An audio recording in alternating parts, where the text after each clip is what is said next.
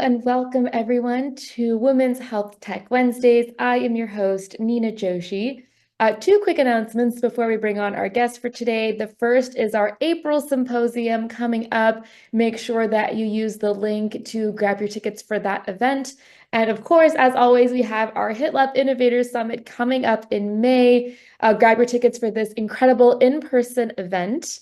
And with that, would like to introduce our guest for today, Charul Nariain, one of our very own strategy associates at HITLAB.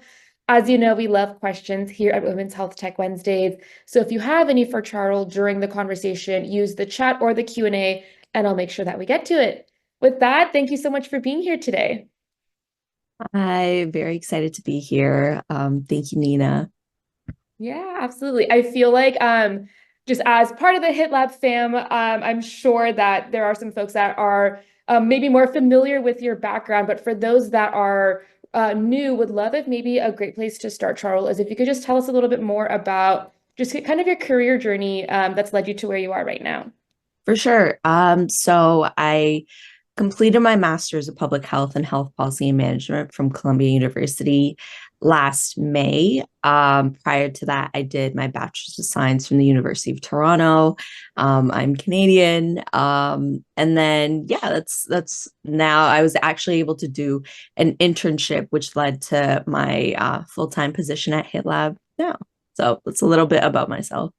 Love that. I think maybe would love to learn a little bit more from you around kind of grad school. I feel like maybe for some of our viewers who are kind of thinking about what does like further education or grad programs look like, would love if you could just tell us more about your journey. And I think maybe a great place to start is what motivated you to do grad school in the first place? For sure. I think there were several different reasons. One of them was just like my interest in healthcare accessibility. I was born in India. I lived there for around 7 to 8 years, and then I moved to Canada, experienced the Canadian healthcare system. And I also lived in the US during the pandemic.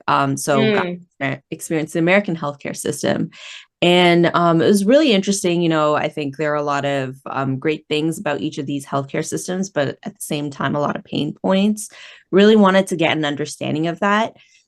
In conjunction with the work that I was doing with refugees during undergrad, I was able to essentially head a chapter of the World University Service of Canada, which essentially brings in refugee students from different countries like Uganda and Kenya, and essentially provides them full scholarship for 4 years. So kind of really saw, facilitated that entire journey, but also really recognized again the lack of accessibility that they have towards certain aspects of healthcare and also just in general.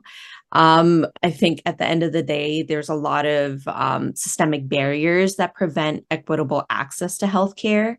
And I kind of just wanted to be in a program that emphasized these health challenges, but then also, really provided me the analytical tools and just the strategic thinking to help like address them. And I think Columbia's program was really great. They have they have a huge focus on health equity and also just like making sure that they have like an intersectional approach to it.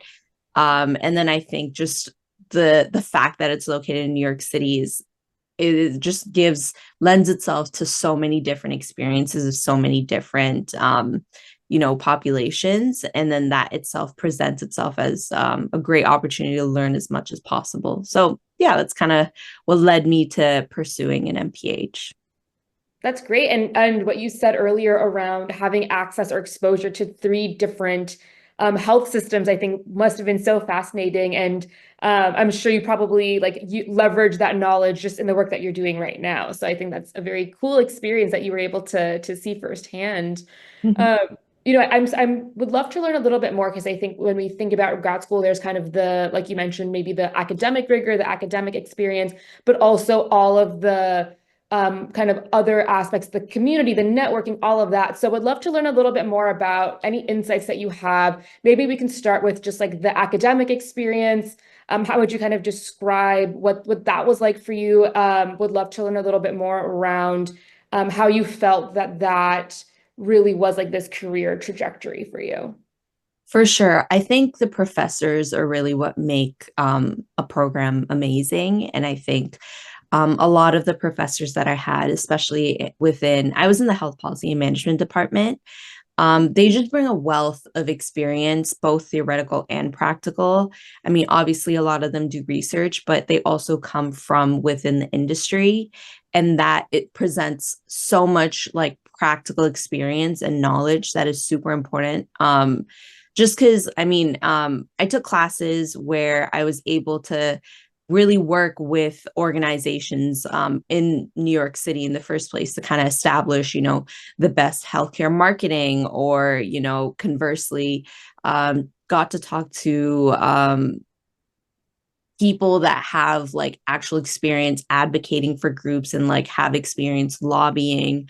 So I think that is incredibly important, finding professors and, really investing yourself in like having separate talks with them to kind of like bolster the academic, the theoretical knowledge that you're gaining in class. I think there are a lot of amazing classes that I got to be a part of. And, one example of a class is like health policy and political analysis, right? Like, very, very much trying to understand, like, prior to even getting to the policy, how is it that you want to try and frame like an issue? And I think that is incredibly important in, honestly, not just in policy, not just in healthcare, just in everyday life, making sure that you're able to listen to the other side. And then, active listening is like the first step to addressing and understanding someone else's point. And then, addressing it in a way that is appropriate to make sure that, outcomes are the best for all populations. So I think that those are all like really amazing things that I learned from, my classes. So yeah. Incredible. No, I think that being able to have that lens and really do like deep dives into specific areas, I can only imagine how much you're probably already leveraging that skill set just like in your role right now. Would also love to learn a little bit more around kind of the extracurriculars, the fieldwork, the internships. I know that you're part of the HITLAB Delphi internship program. So would love to learn a little bit more, I think, about that particular program, but also how you felt that was just like this supplement to your overall like educational experience. For sure. I think that is honestly one of the main, my extracurricular activities are like a huge reason as to why I am where I am. Going into grad school, I very much was focused on potentially working in like the nonprofit space, very much working within the community. But obviously that presents a lot of different challenges in terms of just like the bureaucratic nature of like going about stuff. And at the end of the day, I want to work in a place where I can make the most impact. And like I said in the beginning, I really do prioritize healthcare accessibility at the end of the day, just with my experiences.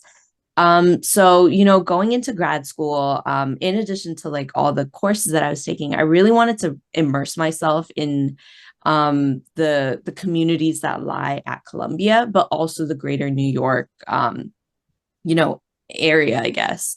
And so got to be a part of several different clubs, including Columbia Healthcare Ventures. In addition to that, the Advocates for Asian Pacific Islander Health. And so both of those were really amazing. And then that kind of also, specifically Columbia Healthcare Ventures, was, I remember I went into like my first like networking happy hour, like 2 weeks into like coming into New York.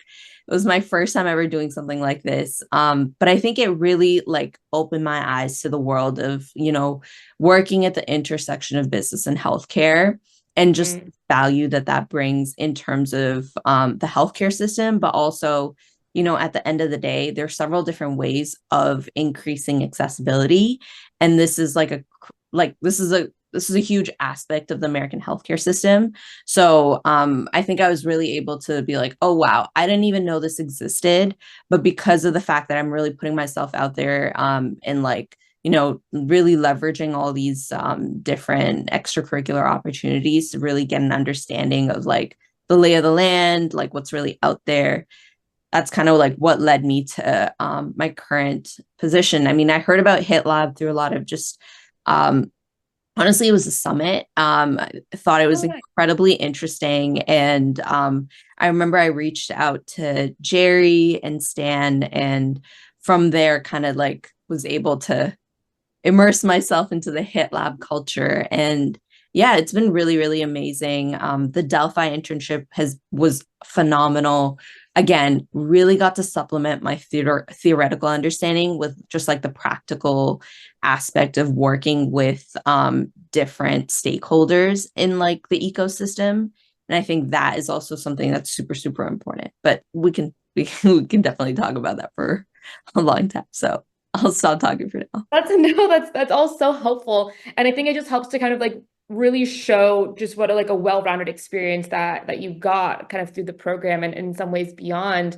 And I think on that note, as we're kind of talking about HitLab, would love to learn like in what ways do you feel like grad school or like further education kind of prepared you for, your career post grad? Like, are there any particular like skill sets or knowledge or tools that you feel like were really, important or pivotal for you that you've carried now into your career? I would say just having a great way, like a good framework to approaching problems was definitely Mm, something that I've really refined during grad school. I feel like I was able to kind of experience a lot of different problems. And in addition to that, we had a lot of like casework in a way.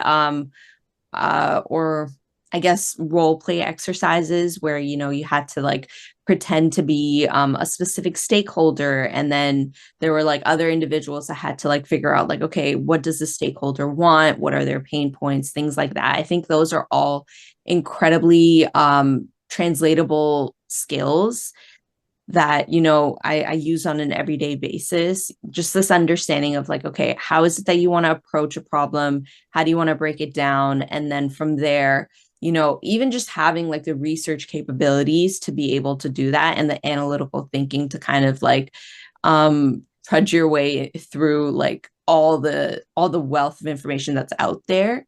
Definitely something that I feel like I was able to kind of work on in my grad school program, and then, use on an everyday basis.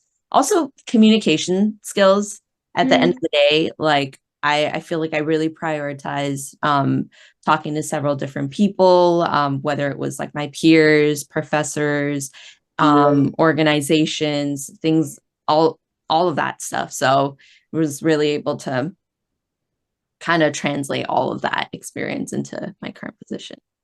I love that. I have two advice questions for you. The first is for anyone that's kind of on the call right now that has been thinking about grad school, whether that is an MPH, business school, MHA, et cetera.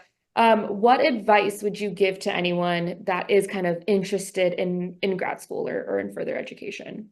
I feel like I think it's really important to try and immerse yourself, not just in the academics. I mean, I think on a professional level, it's super important to, put yourself out there and take a chance. Mhm. Um, it can be quite daunting at the end of the day, going in a room full of people that you've never met before, and you kind of just have to be like, hi, going. But, I think that those are really important because all of those little interactions kind of help build your overall persona.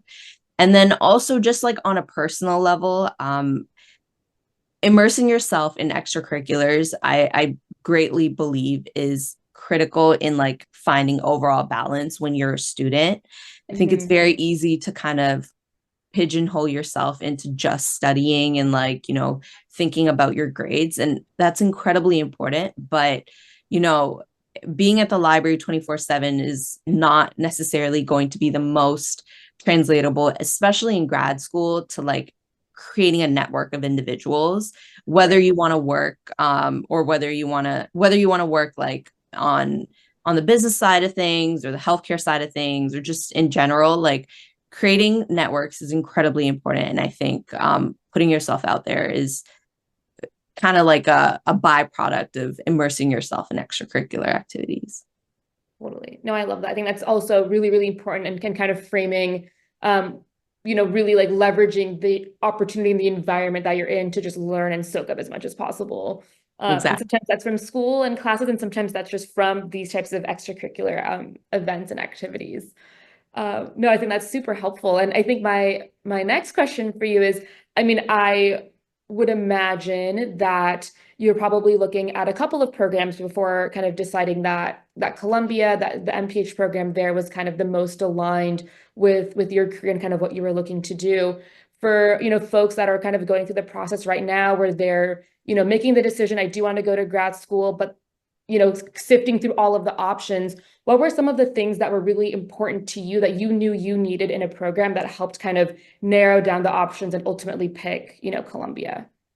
Yeah. I think I think my answer that I'm going to say is like very representative of the things that I've said. Mhm. Professors are a huge aspect of it. I know I did a lot of research into like who is going to be teaching the courses that I'm interested in and kind of like their background. And then in addition to that, I think geography does play a role in my opinion, or at least that's what I was also thinking about. I wanted to be in a place. I mean, I come from Toronto, so really do value the importance of studying and learning in a place that is kind of like a melting pot.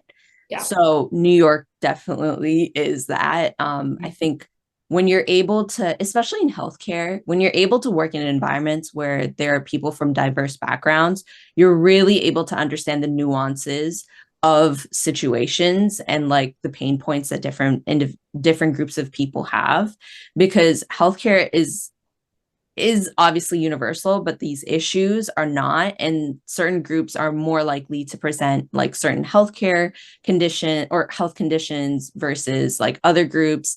And then there's also so much like history that um is present Mhm. in terms of like interactions with like institutions and stuff. And I think that all of these things are really important. So really for me going to a place that was diverse, going to a place that had amazing professors with diverse backgrounds was important. And then yeah, I think those were like the key things. And then everything else I kind of was just like, the courses are going to be pretty similar at the end of the day. Like that's just the nature of things, but it's like, how are you substantiating and supplementing that with other experiences, which is like a key differentiator. And I think for me, at least, Columbia's program was the way to go. I love that. And I think if you just kind of are bringing up a really good point for anyone that is kind of looking or kind of thinking through what grad school looks like for them of kind of to your point of what are kind of the things that matter to you, what are the things that you're prioritizing and what's the best program that will kind of help me get to where I need to go, where I can get this full and rich experience. So it's incredible that you found that. And obviously, your MPH at Columbia has led you to HITLAB. So I'd love to learn a little bit more about kind of your current role at HITLAB, and what you are kind of working on as a strategy associate. For sure. So a lot of the work that I do right now is under the advisory services vertical of HITLAB. Really got to work with, or really get to work with a lot of different clients, such as within the digital health ecosystem. So I would say a lot of startups. And it's really amazing actually, because the startups, it's usually like Series A. And I feel like that's a really pivotal point in like your journey as a startup, because you're still like quite new and you're still like figuring things out. But again, at the end of the day, the passion of these founders really like is it's just so amazing to like kind of witness. And then also get to work with a lot of clients within like just like the healthcare industry, so pharma clients. And so it's been interesting to kind of get their perspective and understanding of how they how they view the healthcare system and like the things that they prioritize. um yeah, I would say that those are a lot of things that I do in my role. That's awesome. I know that, within kind of the advisory services, kind of thinking through, like you had mentioned, the clients and the startups and kind of thinking and working through that those a lot of these frameworks with them. Can you tell us if whatever you can share, but any like recent projects where you really had to like leverage that the rigorous research framework, the methodology that I know is core to HitLab, but also probably what you've studied as well. Yeah, I would love to learn like any projects that you can share or work that you can share. Um, let's see. How do I frame this in a way that is confidential yet still like, feels what I was doing? Yeah, I guess I was recently working with a specific startup and they kind of wanted to um essentially get more insight into the New York space. They were from the West Coast. So I guess what we really had to do was do a lot of research on just the general landscape, the different competitors that are, and then also, trying to understand like what it is that their product is, what gap is it that they're trying to fill. So definitely a lot of research that went into that and a lot of like just understanding what's out there. And then from there, we were able to kind of go through and move to give them and provide them insights and then find opportunities for them to, kind of grow and expand their business. And at the end of the day, a lot of the times, the, you you really want to try and scale a startup. So finding those opportunities, finding even just like networking for them allows that to be the case, and definitely something that we did.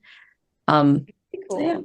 No, that's helpful. I think it's always like a fun like peek into your world and some of the things you're working on. I think that's so fascinating. Being able to really have like this particular problem where you are kind of putting on a lot of different hats, whether it's just like your bread and butter research to kind of thinking about like the collaboration and what partnerships can look like. And I think it's funny that you said that because this is actually a great segue into one of our participants' questions, which is what are some networking events in New York City that you would recommend, and how would you go about finding networking events in the city? That's a really good question. I think one of the things that I did was really just be on LinkedIn. There are a couple people that always kind of just post about link like networking opportunities. I think, well, shameless plug, but like HitLab definitely does so many different networking events.